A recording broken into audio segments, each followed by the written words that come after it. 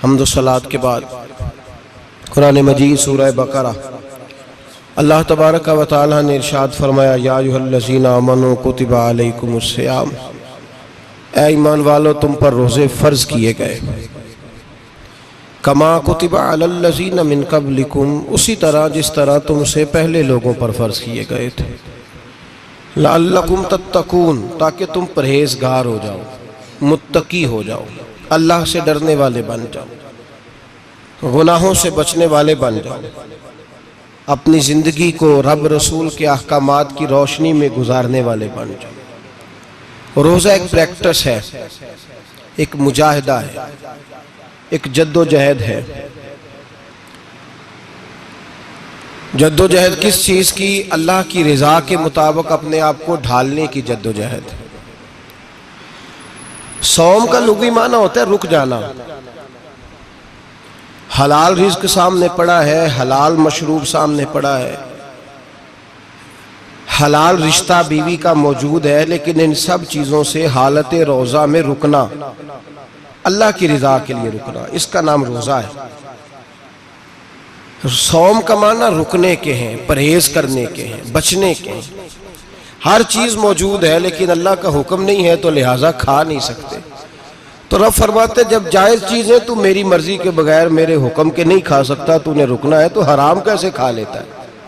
अब जायज़ चीज़ के लिए तुझे हुक्म है, मैं कहूँ तो खाएगा, मैं कहूँ तो नहीं खाएगा। मैंने हुक्म दे दिया, जायज़ है, रोटी है, खाना है, गोश्त है, तेरी फ्रिज में पड़ा सारा कुछ, तू बाइख्तियार है, मुंह में दांत भी हैं, हजम करने को हाजमा भी है, भूख की शिद्दत भी है, पर मेरी इजाजत के बगैर तू खा सकता? रोजा रख लिया, अब तुझे हुक्म नहीं कि तू खाए। जब जायज चीज मेरी मर्जी के बगैर नहीं खा सकता तो नाजायज कैसे खाएगा? मेरे नबी पाक अलैहिस्सलातु वस्सलाम ने अपने खूबसूरत अल्फाज के अंदर इस मफहूम को बयान फरमाया। महबूब पाक सल्लल्लाहु अलैहि वसल्लम फरमाते, जिसने झूठ नहीं छोड़ा, गीबत नहीं छोड़ी, बुराई नहीं छोड़ी, अल्लाह को उसके भूखे प्यासे रहने की कोई जरूरत नहीं। वो काहे का रुका है? जब कोई काम तो उसने अल्लाह की रिदा वाला किया नहीं। रोजा रख के दगा कर रहा है, रोजा रख के झूठ बोल रहा है, रोजा रख के कम माप रहा है, तोल रहा है, धोखा दे रहा है, रिश्वत ले रहा है, फ्रॉड कर रहा है, हराम का माल इकट्ठा करके कहता है उसमें से चलो 10 देगे भी पका देंगे। वो भाई जो काम अल्लाह ने तुझे करने का हुक्म दिया था, जब तू वो बजा ही नहीं ला रहा, मकसद रोजा ही तू हासिल ना, लअल्लकुम तत्तकून। रोजे का मकसद ये है कि तू परहेजगार हो जाए। मेरे नबी पाक अलैहिस्सलातु वस्सलाम की बारगाह आली मर्तबत में 2 औरतें आई, ये चीजें खा लो, कहने लगी महबूबा हमने रोजा रखा हुआ है। फरमाया नहीं, तुम्हारा तो रोजा नहीं है, हुजूर रखा हुआ है रोजा, सहरी से लेकर अब तक कुछ नहीं खाया, शाम तक भी नहीं खाएंगी। महबूब ने फरमाया जरा कह तो करो, उल्टी तो करो। कह की तो उनके हलक से खून भी निकला और गोश्त के लोथड़े भी निकले, फोटियां भी निकली। नबी पाक ने फरमाया वहां बैठ के तुमने अपने जानने वालों की गीबत नहीं की, चुगली नहीं खाई? खामोश हो गई, गर्दनें झुक गई।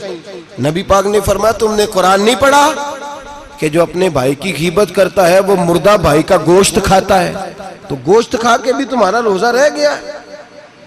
किस तरह का रोजा है कि सब रोजा रख के ना रखने वालों पे तनकीद कर रहे हैं। तरावियां पढ़ के निकले हैं तो कहते हैं मैं अकेला ही नेक हूं, बाकी तो मोहल्ले में कोई पढ़ता ही नहीं। ये कैसा तेरा रोजा है कि तू रोजा रख के तो उसके मकसद को नहीं समझा? लअल्लकुम तत्तकून।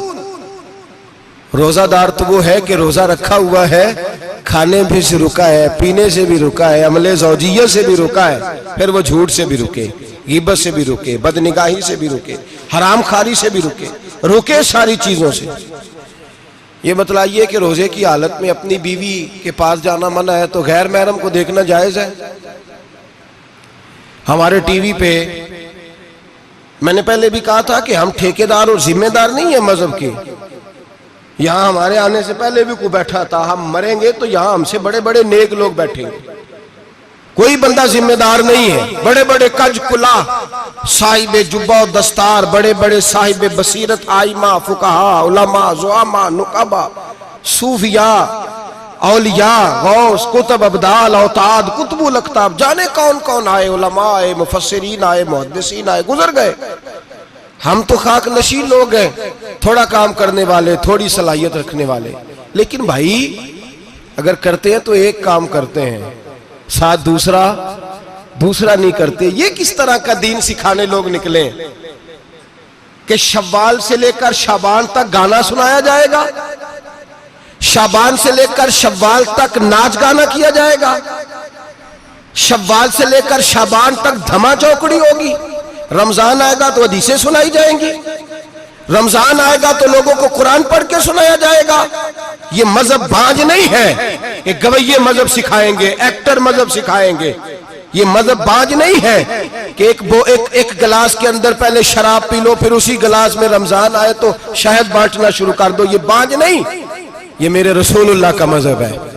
अगर तुम्हें शौक है दीन सीखने सिखाने का, यकम रमजान को तौबा करो और कहो कि हम टीवी पे बैठ के हदीसें सुनाएंगे, तो सारा साल सुनाएंगे। और जिस जुबान से हदीस निकलेगी फिर उससे कभी गंदा गाना नहीं निकलेगा, फिर कभी नाच गाना नहीं होगा। ये कौन सा मजहब है जो बीबियां सिखा रही हैं?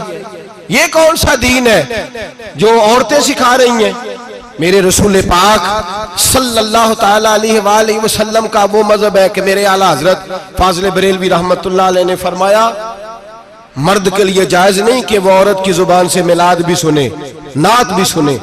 मर्द के लिए जायज नहीं, मर्द को मर्द सिखाएगा, औरत सिखाएगी तो औरतों को सिखाएगी। बेशक आप सवेरे फतवा दीजिए कि छोटी सी मस्जिद में बैठ के, छोटे से कोने में बैठ के छोटा सा मौलवी, और वहां तो इतने इतने बड़े मुफ्ती टीवी पे बैठे हुए, वो गलत है तो सही है कैसे हो गए? सुनो, मेरे नबी पाक अलैहिस्सलातु सलाम के मजहब का हुस्न ये है कि इस्लाम कहता है एक नजर बीबी को देखा किसी ने गलती से तो माफी हो जाएगी, दूसरी नजर शहवत से देखा तो हराम है उसके लिए।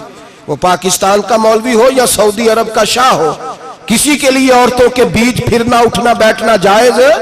मेरे नबी पाक सल्लल्लाहु ताला अलैहि वसल्लम ने फरमाया मैं औरतों से मुसाफा करने नहीं आया। और मेरे नबी पाक सल्लल्लाहु अलैहि वसल्लम ने फरमाया, हुजूर फरमाते लेकिन ना कुत्ता बिल्कुल नापाक नहीं होता, कुत्ते का थूक नापाक होता है, या कुत्ता गीला हो जाए तो नापाक होता है, लेकिन खिंजीर सारा नापाक होता है, कुल नापाक है खिंजीर। नबी पाक ने फरमाया खिंजीर भी हो और गंद में लिथड़ा हुआ भी हो, पेशाब में लिथड़ा हुआ हो, गोबर में लिथड़ा हुआ हो, पखाने और फुजले में लिथड़ा हुआ खिंजीर हो, उसका जिस्म तेरे साथ टकरा जाए तो इतना बुरा नहीं जितना गैर महरम औरत का वजूद तेरे साथ टकरा जाए तो बुरा है। इस हद तक मेरे नबी पाक सल्लल्लाहु और गुंबद के मामले में फतवा देने वाले, या रसूल अल्लाह कहने पर कुफर का फतवा देने वाले और बड़ी बड़ी बातें करने वाले खामोश क्यों हो गए? या अय्युहल्लज़ीना आमनू ला तत्तखिज़ुल यहूद वन नसारा औलिया। रब फरमाता है यहूदियों और ईसाइयों को दोस्त ना बनाओ, ये तुम्हारे दोस्त हो सकते, ये तुम्हारे सज्जन हो सकते। जब अर्श का मालिक कह रहा है सज्जन नहीं हो सकते तो तू दोस्ती की बात कैसे बढ़ा रहा है? या रसूल अल्लाह हमारे सज्जन कौन हो सकते हैं? फरमाया तुम्हारा दोस्त वो हो सकता है जो मोहम्मद अरबी का गुलामी करने वाला हो, जो रसूलुल्लाह की नौकरी करना हो दोस्त होगा। दूसरा दोस्त हो सकता? कोई एक्टर मजहब नहीं सिखाएगा, कोई गवैया मजहब नहीं सिखाएगा। हजरत जनाब सैयदना जुनैद बगदादी, बगदाद के पीर से किसी ने पूछा था आज से 1100-1200 साल पहले, वो तो जमाना वैसे नेकी और परहेजगारी का था, का बाबा जी मर्द और औरत नेक हो, बगैर पर्दे के, बगैर हिजाब के, बगैर दीवार के बैठकर एक दूसरे को दीन सिखा सकते हैं? हजरत साहब बताइए, मर्द और औरत नेक हो तो बगैर पर्दे और हिजाब के एक दूसरे को दीन सिखा सकते हैं? तो हजरत जुनैद बगदादी फरमाने लगे सिखाने वाला हसन बसरी हो और सीखने वाली राबिया बसरी हो तो फिर भी बगैर पर्दे के बैठने की इजाजत नहीं। तो मुफ्ती साहब को इजाजत किसने दी? मौलाना साहब को इजाजत किसने दी? बड़ा वो नहीं होता जो टीवी पे ज्यादा आता है, बड़ा वो होता है जो रसूलुल्लाह के दीन पे अमल ज्यादा करता है। हजरत अब्दुल्लाह इब्ने मसूद रदी अल्लाह ताला अन्हु फरमाते ज्यादा बातें करने वाला आलिम नहीं होता। हुजूर फिर आलिम कौन होता है? फरमाया पढ़ो कुरान, इन्नमा यख्शल्लाह मिन इबादिहिल उलमा। फरमाया बड़ा आलिम वो होता है जो अल्लाह से ज्यादा डरता है। इसलिए कि रब फरमाता है मेरे बंदों में से जो आलिम वो हैं जो अल्लाह से ज्यादा डरते हैं, खौफ रखते हैं। तो मेरे भाई रमजान अल मुबारक में बचना है, परहेज का वक्त है। तो कोई शख्स भी कोई शो ना देखे, मेरी मिन्नत है आप हज़रात, कोई शो ना देखे। औरत का तो पर्दा है, तो हमें तो तमाशे पे लगा दिया गया। अजीब किस्म के एक्टर आ गए और मजहब सिखा रहे हैं। मेरी अपील है आपसे कि सहरी इफ्तारी के वक्त टेलीविजन बंद रखें। क्या चीज खोल के रखें? या कुरान खोल के रखें या रसूलुल्लाह का फरमान खोल के रखें। अल्लाह रसूल की तरफ तवज्जो रखें, वो सीखने सिखाने का वक्त है। छोड़े गवैयों से दीन सीखा जाएगा। आप हमें कोई शिकवा नहीं, ये पक्की तौबा करें, सवेरे आए आके दीन सिखाएं। और मैं उनसे भी अपील करूंगा कि आओ दीन सिखाओ। हजरत फुजैल बिन अय्यास फरमाते हैं मैं डाकू था, कभी कभी छुप छुपा के जुमा पढ़ा करता था, फिर मैंने तौबा की तो सच्ची तौबा की, फिर मैंने तौबा की तो रब को राजी करने वाली तौबा की, फिर मैंने तौबा की तो छोड़ी हर शय, गरीबों का लूटा हुआ माल वापस किया, जिसके पैसे न दे सका उसके घर में जाके उसकी भैंसों को चारा डाला, उसके ऊंटों की खिदमत की, मैंने कर्जे चुकाए। फरमाया मैं सच्ची तौबा करके मस्जिद आया, जिस खतीब के पीछे मैं जुमा पढ़ा करता था वो मेरे हाथ पे बैठ करके मुरीद हो गया। अल्लाह तबारक व तआला ने अपने बंदों के दिल मेरी तरफ फेर दिए। फिर तुम्हें उसमें इनाम देने की जरूरत नहीं पड़ेगी, फिर तुम कुटिया नशीन बन के भी दीन फैलाओगे तो अल्लाह उसमें तासीर पैदा फरमा देगा। तो रोजे का माना रुकना है। रोजे का माना बोलिए, रोजे का माना रुकना। किससे? झूठ से, गीबत से, बदी से, बदनिगाही, खाने पीने। रोजा किस पे फर्ज है? अमीरों पे कि गरीबों पे? जी कहने ने मैं तो काम ही मेरा तो काम ही मेहनत मजदूरी वाला, मैं कैसे रोजा रखूं? मैं तो दिहाड़ी लगाता हूं तो रोजा कैसे रखूं? मैंने नहीं किसी हदीस में पढ़ा कि रोजा वो रखे जो दफ्तर में बैठता है। सहाबा के जमाने में तो दफ्तर होते ही नहीं थे, किसी जगह नहीं लिखा हुआ रोजा वो रखेगा जो एसी में बैठता है, तब तो एसी थे ही नहीं। हजरत अबू बकर सिद्दीक रज़ी अल्लाह तआला अन्हु से लेकर जनाब बिलाल तक सारे अपने हाथ से काम करते, सारे अपने हाथ से काम करते, सारे। हजरत उमर फारूक रज़ी अल्लाह तआला अन्हु खलीफा वक्त होने के बावजूद माले गनीमत के ऊंट चढ़ने जाते थे तो चरागाह में छोड़ने में जाते थे, लेने भी आते थे वापस। सारे लोग अपने हाथों से मुशक्कत वाले काम करते। हजरत बिलाल मजदूरी करते, सलमान फारसी मजदूरी करते, मिकदाद मजदूरी करते, सहाबा मजदूरियां करते, रोजे रखते। और रमजान के जाने का वक्त होता तो दर रसूल पे खड़े होकर अर्ज करते महबूबा दिल नहीं भरा, दिल करता है कभी रब सारा साल ही रोजे अता करे, सारा साल रमजान दे तो हम सारा साल रोजे रखने को तैयार है। जज्बा था, ताकत थी, हिम्मत थी। आज नौजवान लड़का है, कहता है मुझसे भूख बर्दाश्त नहीं होती। मेरे भाई रब बीमारी ला देना, अल्लाह से दुआ मांगे अल्लाह शिफाए अता फरमाए, और दुआ करें अल्लाह आजमाइश से महफूज फरमाए। आप यकीन करें मैंने लोगों को देखा है हलक से कतरा नहीं उतरता, खुराक की नाली लगी हुई है, आला ग़िज़ाएं पकी हुई पड़ी है। अर्श का मालिक कहता है मैं तेरे हलक से गुजरने नहीं दूंगा, कानून बन गया। मैंने देखा है ड्रिप पे लोग जिंदा है, बोतल लगी हुई है ग्लूकोज की, गुजारा चल रहा, आला ग़िज़ाएं पड़ी है, लाखों रुपया तिजोरी में पड़ा है। मालिक कहता है तू नहीं खा सकता तो वो खाने नहीं देता, नहीं खाने देता। एक शख्स यूरोप के इलाके का, मैं किसी कालम नवीस का पढ़ रहा था, वो कहता मेरी खरबों में जायदाद है लेकिन मेरे मैदे में ऐसी तकलीफ है कि मैं आटे को छान कर जो ऊपर से बूरा निकलता है सिर्फ वो खा सकता हूं, उसके अलावा मैं कायनात की कोई नेमत खा नहीं सकता।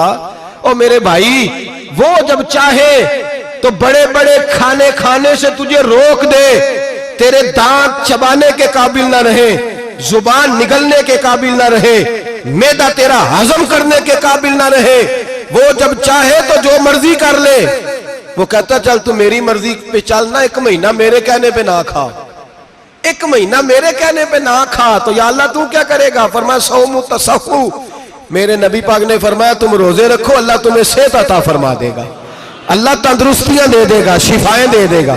तुम रोजे रखो अल्लाह तुम्हें, सुभान अल्लाह, अल्लाह तुम्हें, अल्लाह ताकत देता है, हिम्मत देता है, अल्लाह हिम्मत देता है।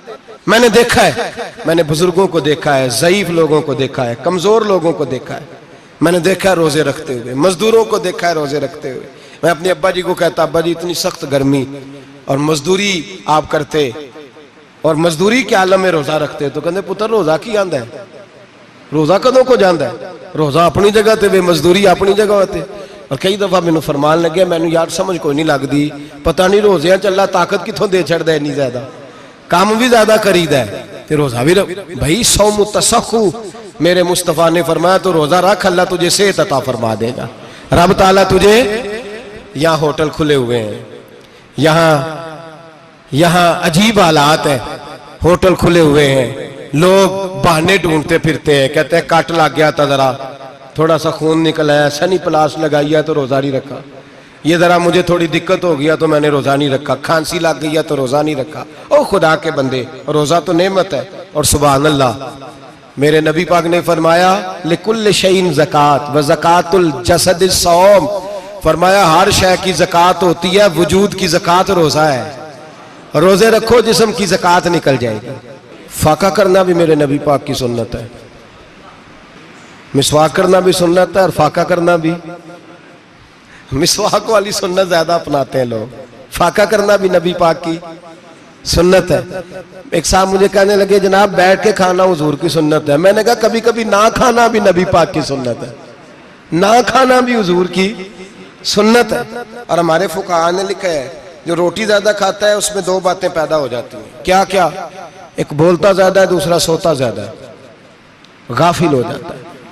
फाका और हकीम अतिब्बा डॉक्टर कहते हैं कि पेट खाली रहे ना जिस आदमी का, उसका हाफजा मजबूत होता है, उसके ज़हन की गिरा खुलती है। ज्यादा खाने से तो खुमारी चढ़ती है, दिमाग ढूंढते फिरना, रोटी किधर से आज अच्छी है, घर में नहीं पकी तो होटल चले जाना, खाने के सिवा और काम ही कोई नहीं। ओ साहब, मेरे नबी पाक अलैहिस्सलाम ने फरमाया काफर 7 आंतों से खाता है, 7 आंतों से, और फरमाया मेरा मोमिन 1 आंत से खाता है।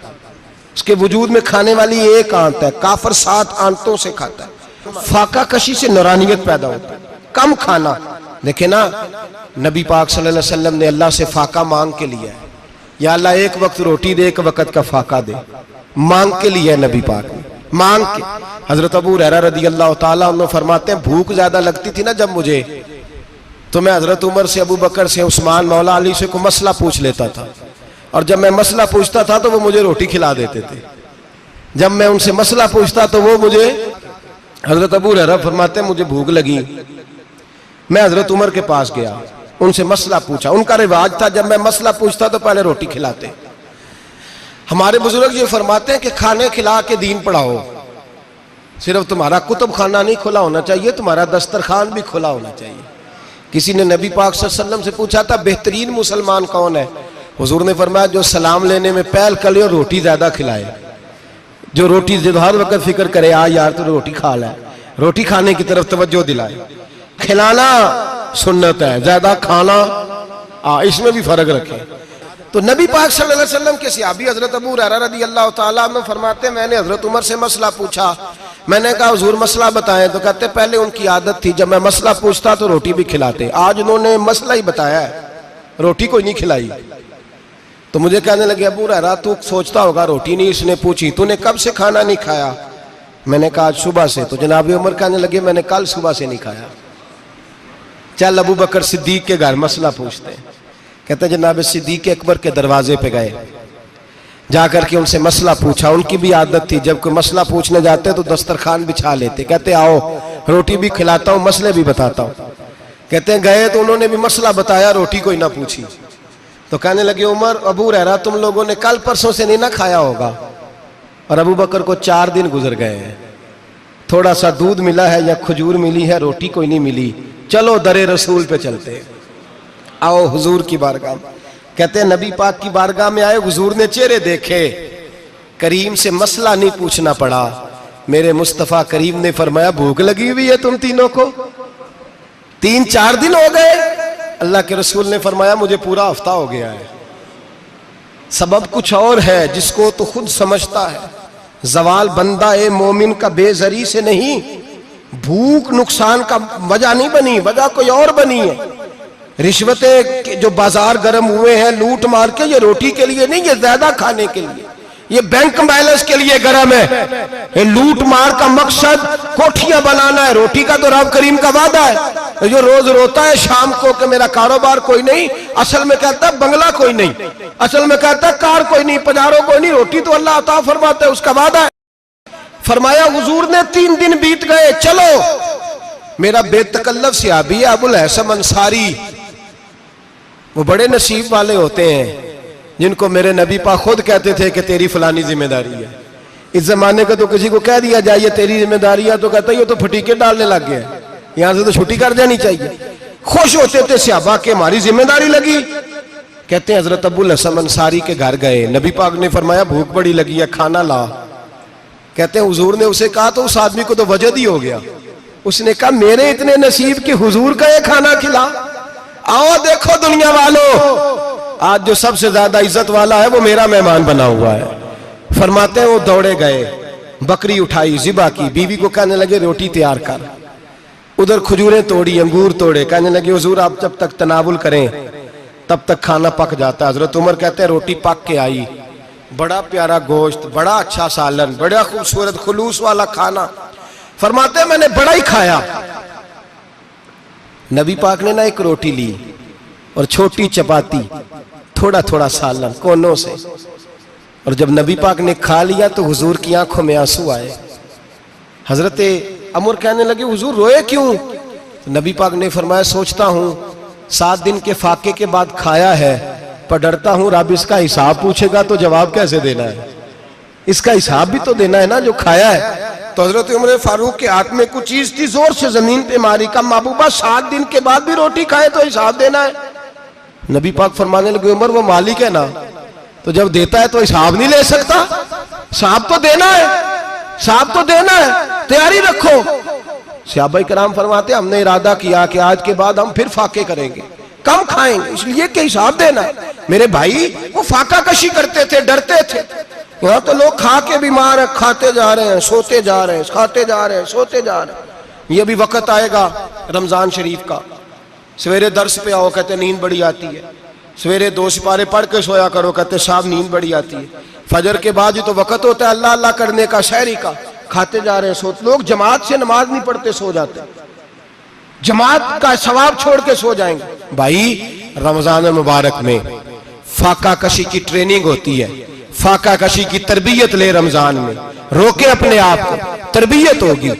और हमारे सूफिया फरमाते हैं जो ज्यादा खाता है उसका नफ्स उसको ज्यादा पे माइल करता है, ख्वाहिशात नफ्स पैदा होती हैं। मेरे नबी पाक अलैहिस्सलाम ने जवानों को हुक्म दिया है, या माशरल शबाब, ओ जवानों, या रसूलल्लाह क्या हुक्म है? फरमाया या निकाह कर लो अगर ताकत है, नहीं ताकत तो रोजे रखो। हुजूर रोजे से क्या होगा? फरमाया तुम्हारा नफ्स कुचला जाएगा, शैतान वसवसा अंदोजी नहीं करेगा। आज नौजवान बढ़ बढ़ के खाता है, बहुत ज्यादा खाता है, कभी इस होटल से खाता है, कभी उस होटल से खाता है। इतना ज्यादा खाएंगे तो नफसानी कुव्वतें उछल करके आएंगी, मुश्किल हो जाएगा। शादियां देर से होती हैं, माँ बाप आंखें बंद करके बैठे हुए हैं। अगर माँ बाप की जिम्मेदारी हो और माँ बाप निकाह ना करे तो नबी पाक ने फरमाया बच्चे गुनाह करेंगे तो जितना गुनाह बच्चे को उतना बाप को भी होगा। तो माँ बाप चुप है, दूसरा शादी मुश्किल बड़ी है, महंगी बड़ी, और तीसरा नहीं कर रहे कुछ लोग तो रोजे भी नहीं रख रहे। तो रमजान उनके लिए भी वक्त है, नफसानी कुव्वतें कुचली जाएंगी। खाना जितना कम खाया जाएगा उतना वजूद के अंदर नफसानी ख्वाहिशात कम पैदा होंगी। तो रमजान तो प्रैक्टिस है मुजाहिदे की, दीन की। और दूसरा मेरे हबीब पाक सल्लल्लाहु अलैहि वसल्लम ने फरमाया है, हुजूर फरमाते हैं कि रमजान और कुरान का आपस में रिश्ता है। कुरान पाक कितना पढ़ना चाहिए रोजाना? ज्यादा से अल्लाह जज़ा दे, उम्मीद है आप ज्यादा से ज्यादा ही पढ़ते होंगे। भाई सुने, हदीस मुबारका में नबी पाक ने फरमाया रमजान और कुरान दोनों मिल के ना, बड़ी प्यारी हदीस है, फरमाया दोनों मिल के अल्लाह की बारगाह में मेरी उम्मत की सिफारिश करेंगे। रमजान और अल्लाहु अकबर। किस तरह? नबी पाक फरमाते हैं रमजान कहेगा ए अल्लाह दिन के वक्त मैंने इसे तेरी रजा के लिए खाने पीने से बाज रखा, और कुरान कहेगा या अल्लाह रात को तेरी रजा के लिए खड़ा होकर ये कुरान सुनता था। रमजान और कुरान दोनों सिफारिश करेंगे। हम ना बड़ा कुछ पढ़ते हैं, सुनते हैं, सीखते हैं। अब यकीन करें ये खाते भाई का भाई से इख्तलाफ हो जाए ना तो वो 30 साल पुराने खाते खोल के ले आता है, सारी रात ढूंढता है कि मेरे पैसे कहां से निकलते हैं, पढ़ लेता है। कुरान पाक की बारी आती है तो नहीं पढ़ते कुरान पाक। अब्बा जी का ख़त्म होता है तो मांगते फिरते हैं, कहते 2 कुरान पाक 10 कुरान पाक। ये बातें बतानी नहीं चाहिए, करनी नहीं चाहिए, लेकिन चूंकि तरबियत के लिए बैठा हूँ तो कर देता हूँ। मेरे शागिर्दों से पूछें, यहाँ मदरसा है अल्हम्दुलिल्लाह, दर्जनों तलबा है, असातिज़ा है, मेरे पीर भाई हैं, और मेरा ये दावा है कि शायद कोई किसी से इतना प्यार करता हो जितने मेरे शागिर्द और मुरीद मुझसे करते हैं। लेकिन मैंने कभी किसी से नहीं कहा कि ज़रा सूरत फातिहा पढ़ के देना, मैंने अपने अब्बा जी को सवाब देना है। पूछ लें किसी से नहीं कभी कहा, कभी नहीं मैंने कहा कि ज़रा मुझे थोड़ा सा कुरान पढ़ दें। मैं इसको नाजायज़ नहीं कहता, पढ़वाना चाहिए, लेकिन मैं अपने वालिदैन के लिए कभी सवाल नहीं करता कि मुझे ज़रा पढ़ के दो, मैंने बख्शना है, इसलिए कि मैंने ज़ाती तौर पर रूटीन बनाई है। मैं समझता हूँ कि कायनात के अंदर मेरे ऊपर जिन लोगों ने एहसान किए उनमें सबसे ज़्यादा हिस्सा मेरे माँ बाप का है। मैं समझता हूँ इस बात, कितना नालायक हूँ मैं कि मैं 1 महीने में एक कुरान पाक भी पढ़ के उनकी रूह को एहसास नहीं कर सकता। मेरा ये तरीका है जाती, मैं कदगन नहीं लगाता, मेरा जाती तरीका ये, अलहम्द से शुरू करो और 2 सूरतें छोड़ के कुरान पाक खत्म कर दो आखिरी, और फिर फलक और नास सूरतें साथ ले जाओ। यहां बैठ के साले सवाब नहीं करना, खत्म नहीं दिलाना, साथ ले जाओ, कब्र पे खड़े हो जाओ और फलक और नास सूरतें कब्र पे बैठ के तिलावत करो, और जो कुरान मजीद पढ़ा है उनकी रूह को वहां एहसास करो। ओ भाई, औलाद जब माँ बाप के लिए पढ़ती है तो उसे कहना नहीं पड़ता अल्लाह बख्श दे, इसलिए कि औलाद की नेकियां खुद ब खुद माँ बाप के खाते में जमा होती हैं, खुद नेकियां जमा होती हैं। मेरे भाई, तू बच्चों से ये तो मुतालबा करता है कि बेटा इस साल रमजान मुबारक में मेरे लिए सत्तू जरूर बनाना, फलानी चटनी जरूर तैयार करना, ये क्यों नहीं कहता बीवी से कि डिशे कम बनाना? तू भी बैठ के कुरान पाक पढ़, मैं भी कुरान पाक पढ़ता हूँ। इधर आओ बेटा, यहाँ बैठ के तिलावत करो, मैं भी करता हूँ। बेटी इधर आओ, बैठ के कुरान पाक पढ़ो। कितना वक्त लगता है? हाफिज और कारी और उलमा अगर पढ़े तो 20-25 मिनट लगते हैं कुरान पाक का सिपारा पढ़ने, और अटक अटक के पढ़ने वाला भी पढ़े तो 1 घंटा लग जाएगा। और मेरे नबी पाक सल्लल्लाहु अलैहि वसल्लम ने फरमाया, जो कुरान पढ़ते हुए अटकता है अल्लाह उसे डबल सवाब अता फरमाता है। फरमाया, जो जुबानी पढ़े सिंगल सवाब, जो देख के पढ़े उसे डबल सवाब। हुजूर क्यों? फरमाया, इसलिए कि मेरा कुरान देखने पे भी अल्लाह सवाब अता फरमाता है, कुरान देखने पे भी अल्लाह सवाब देता है, देखने का भी सवाब। रमजान शरीफ में कुरान पाक पढ़े, खोल के पढ़े। और मेरे भाई, अगर तेरा बच्चा पढ़े, अगर तेरी बेटी पढ़े, कायनात का खुशनसीब बाप वो है कि बेटा कुरान पढ़े, चाहे नाजरा ही पढ़े। जिसकी बेटी पढ़े, जिंदगी में इन्हें इस काम पे लगा जाओ, मरने के बाद भी पढ़ेंगे। इमाम जलालुद्दीन सुयूती शाफई रहमतुल्लाह अलैह फरमाते, हजरत ईसा कब्र के पास से गुजरे, कब्र पे अजाब हो रहा था, अल्लाह का गजब बरस रहा था। जनाबे ईसा इस्तिगफार पढ़ते डरते गुजर गए। थोड़ी देर के बाद, चंद घंटों के बाद गुजरे तो उसी कब्र पे फूल खिले हुए थे, रहमत बरस रही थी। हजरत ईसा अलैहिस्सलाम अर्ज करने लगे, मौला तू बेनियाज है, मेरी ताकत नहीं तेरे कामों में बोलने की, पर अभी तो यहाँ अजाब हो रहा था, अभी रहमत बरस रही है। जनाब ईसा कहते हैं, आवाज़े खुदाबंदी आई, ईसा बंदा बड़ा गुनाहगार था, पापी था, मुजरम था, खताकार था, लेकिन जब इसका इंतकाल हुआ, इसकी बीवी हामला थी, उसके पेट में बच्चा था, बच्चा इसके इंतकाल के बाद पैदा हुआ। आज वो 4-4.5 साल का हुआ है, मकतब में गया है, मदरसा में गया है, उस्ताद ने बिस्मिल्लाह शरीफ पढ़ाई है। फरमाया, उसने तोतली जुबान से कहा है बिस्मिल्लाहिर्रहमानिर्रहीम का, ऐसा मुझे बतला इस जमीन पर वो मासूम जिसे अभी रहमान और रहीम कहना नहीं आता, वो तोतली जुबान से मुझे रहमान और रहीम कहे और मैं उसी जमीन पे उसके बाप को अजाब दूं? फरमाया, उसने एक बार रहमान और रहीम कहा है, मैंने उसकी बाप की कब्र को नूर से मामूर फरमा दिया है, नूर से भर दी है कब्र, बरकत से भर दी है। अल्लाह करे मेरे बेटे भी कुरान पढ़े, अल्लाह करे मेरी बेटियां भी कुरान पढ़े, अल्लाह करे हम सब की औलादे कुरान पाक पढ़े। लेकिन ना, इमाम आजम अबू हनीफा रमजान में 61 कुरान पाक पढ़ते थे। कितने? 60 तक। अल्लाह अकबर। एक कुरान पाक दिन में पढ़ते पूरा, एक रात को पढ़ते, एक तरावी में पढ़ते। 61 कुरान पाक इमाम साहब पढ़ते। आप फरमाते, मैंने छोड़ दिए सारे वजीफे, मैं सिर्फ रसूलुल्लाह का कुरान पढ़ता हूँ। रमजान सारा कुरान पाक, सारा रमजान अब तो आदत ही नहीं रही हमें कुरान पाक की। अगर लोग नाराज ना हो तो महफिल नात होती है तो तिलावतें कितनी होती हैं और नातें। हमने ज़ौक़ ही नहीं बनाया, ज़ौक़ ही नहीं बनाया हमने तिलावत कुरान का, इसलिए कि कुर्रा उलमा फुकरा इनको हम तैयार ही नहीं कर रहे, हम तो एक्टर पाल रहे हैं जो पैसे लेते हैं नात खानी के। माज़अल्लाह, ओ मेरे भाई, क्या कुरान मेरे नबी की नात नहीं? हजरत आयशा सिद्दीका रदी अल्लाह ताला अन्हा के पास सहाबा गए, कहने लगे अम्मा जी हमें नबी पाक का इखलाक बतलाएं। तो अम्मा जी कहने लगी जाओ जाके कुरान पाक पढ़ो, काला खुलुकुल कुरान, सारा कुरान मेरे नबी के इखलाक का ही नाम है।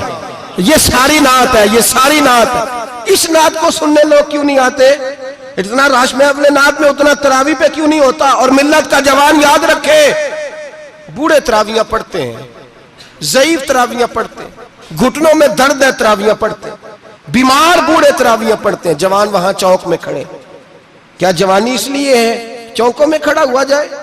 क्या जवानी इसलिए है कि सऊदी अरब जाने के लिए पासपोर्ट बनाना हो तो 2.5 घंटे खड़ा रहे तू, शनाख्ती कार्ड के दफ्तर तू खड़ा रहे, प्रोटेक्टर के लिए खड़ा रहे, काफिरों के सामने कासा लेसी करने के लिए तू खड़ा रहे, तू नौकरी पे जाए तो सारी रात खड़ा रहे और तू कुरान के लिए खड़ा नहीं होता? मेरे महबूब ने फरमाया मन कामा ईमानन व इहतिसाबन गुफिरा लहु मा तक़द्दम मिन ज़ंबि।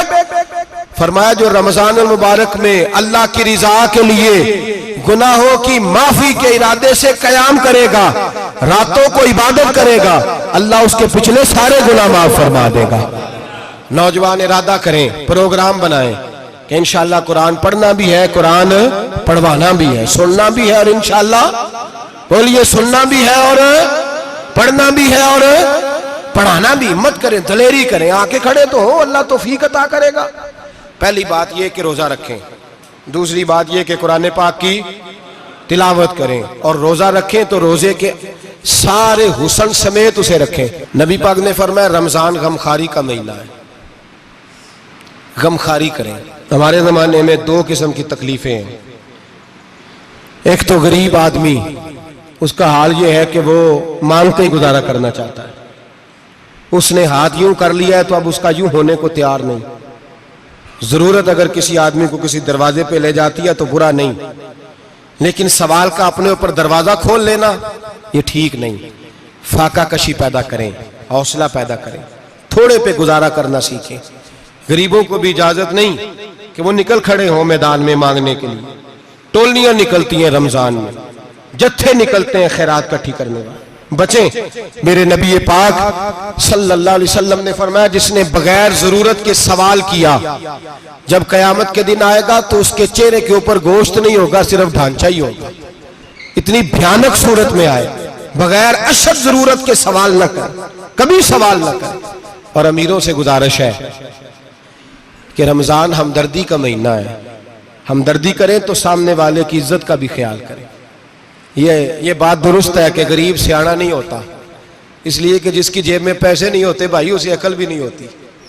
जिसके घर कार नहीं होती उसे चलाने का तरीका, जिसके घर ओवन नहीं होता उसे चलाने का तरीका भी नहीं आता। जिसके घर में चीजें होती हैं उसे चलाना भी आ जाता है। जिदे घर दाने उदे कमले भी उसके सियाने हो जाते हैं। तो चौधरी साहब, सेठ साहब, नवाब साहब आटा तकसीम करते हैं, खड़े होके फोटो खिंचाते हैं, फेसबुक पे देते हैं, और एक आटे का थैला और 10 अखबारों में फोटो। अल्लाह से डरें। रमजान हमदर्दी का महीना, हमदर्दी का। गरीब को दें तो उसकी इज्जत को रुसवा ना करें। मेरे नबी पाक अलैहिस्सलाम के सहाबी हजरत अब्दुल्ला इब्न उमर रदी अल्लाह ताला अन्हु ढूंढ के लाते थे मिस्कीनों को, ढूंढ के, और जब लाते थे तो अपने दस्तरखान पर बिठाकर अपने साथ अफ्तारी कराया करते। और फिर फरमाया अल्लाह ताला ने लन तनालुल बिर्रा हत्ता तुनफिकु मिम्मा तुहिब्बून, अल्लाह के रास्ते में वो चीज देनी है जो तुम्हें ज्यादा प्यारी हो। कौन सी चीज जो तुम्हें, मैं थोड़ा सा बेबाक हूं बाज दोस्तों के साथ, सबके साथ नहीं। एक दोस्त मदरसे में घी देने आए एक दफा, तो वो वाला घी दे गए जो सबसे सस्ता था। तो मैंने कहा मुझे दयानतदारी से बचाए, आप यही खाते हैं घर में? कहने लगे नहीं। तो मैंने कहा फिर हमने बच्चे मारने के लिए तो नहीं ना रखे हुए, क्या वो वाला घी अल्लाह के रास्ते में प्यारी चीज दे रही है ना। इसलिए गले गले नोट लोग मस्जिद के गले में डाल जाते हैं, फटे हुए डाल जाते हैं, कहते हैं जोड़ लेंगे मौलवी साहब। और खुदा के बंदे प्यारी चीज देनी थी तूने और तूने उसका तर्जमा उल्ट कर लिया है। समझ ले, रमजान अल मुबारक में किसी गरीब की मदद करनी है तो साथ उसकी इज्जत भी करनी है। नबी पाक अलैहिस्सलाम के दरवाजे पर जब से, ये जुमला एक है लेकिन बड़ा कीमती है, सहाबा कहते हैं जब हम दरवाजा रसूल पे जाते थे खैरात भी मिलती थी और इज्जत भी मिलती थी। खुद भीख दे खुद ही कहें मंगते का भला हो, खैरात भी मिलती थी और इज्जत भी मिलती थी। नबी पाक साथ इज्जत भी देते थे, मिस्कीन को गरीब को दें और खैर खाई करें। जूते बेचने वाले जूतों के रेट सस्ते करें, कपड़ा बेचने वाले कपड़े का रेट, दर्जी साहब भी रेट सस्ता करें, दुकानदार भी चीजों का रेट, हकीम साहब पैसे कम लें, डॉक्टर पैसे कम करें, हुकूमत निर्खों में कमी करे और ये काम इज्तिमाई तौर पे करे। मेरे नबी पाक ने फरमाया रमजान गमखारी का महीना है, इसमें गमखारी करनी है, दूसरे का ख्याल करें, इशार करें, कुर्बानी करें। यहाँ हर चीज का रेट बढ़ जाता है रमजान शरीफ में।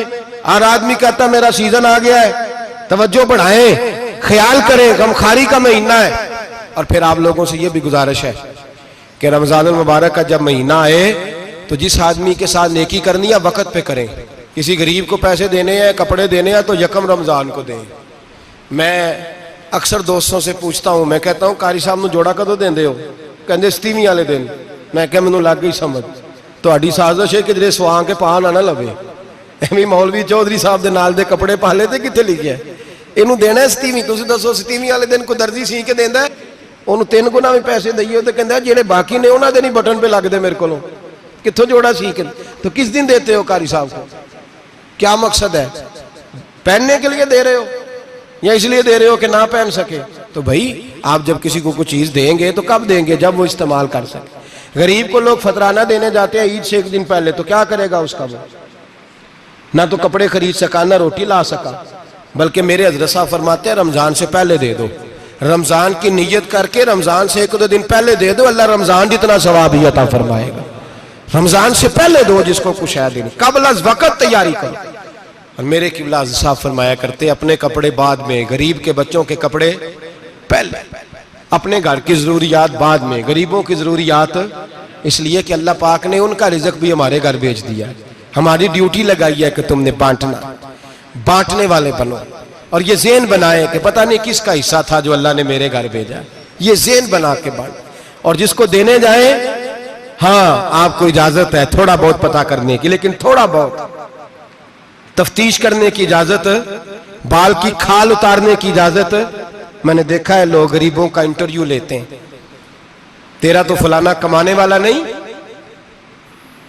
तेरा तो फलां बच्चा। ओ भाई बहुत सारे गरीब ऐसे हैं, बड़े हैं जो कमाने की कोशिश करते हैं लेकिन उनका सबब नहीं बनता।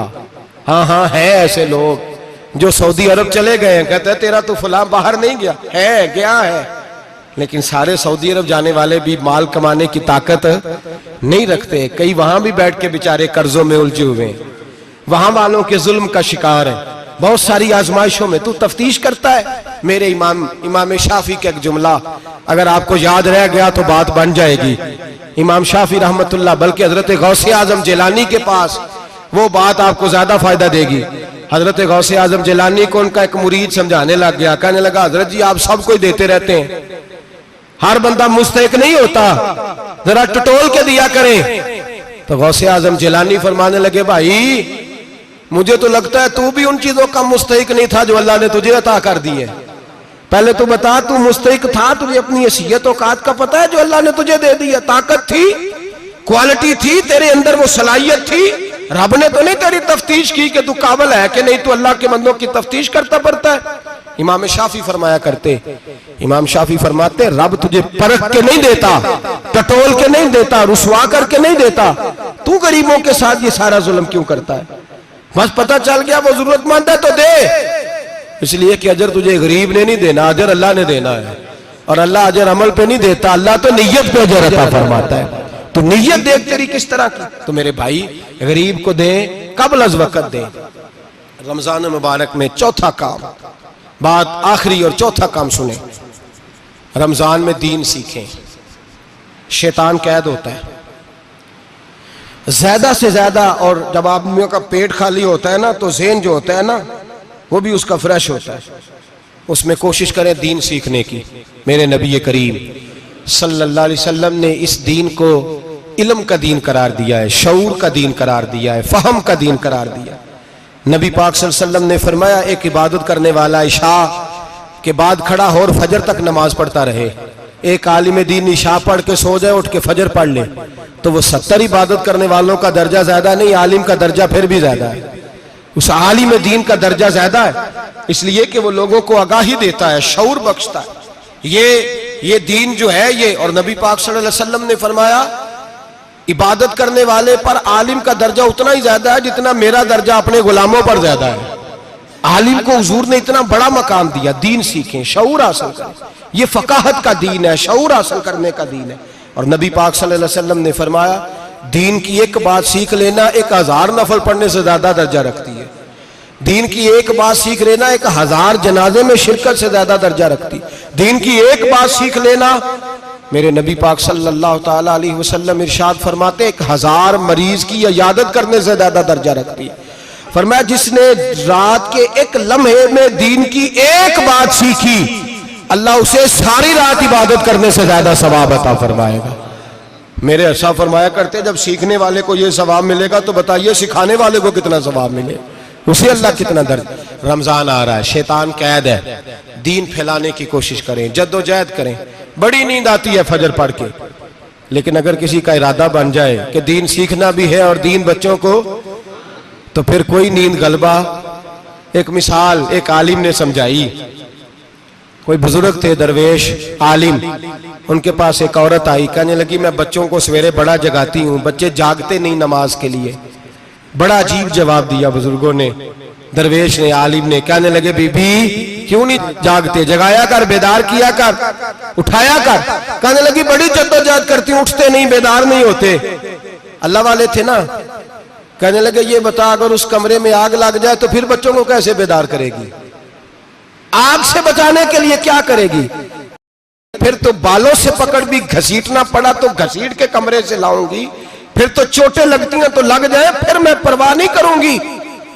आप फरमाने लगे, यूं समझ ले जहन्नम की आग जल रही है, अगर तेरे बच्चे ने नमाज ना पढ़ी तो आग लग जाएगी, अगर इसने इबादत ना की तो उसे आग, अब जैसे भी तुझे उठाना पड़ता है उठा घसीट के बाहर ला, लेकिन उसकी नमाज कज़ा।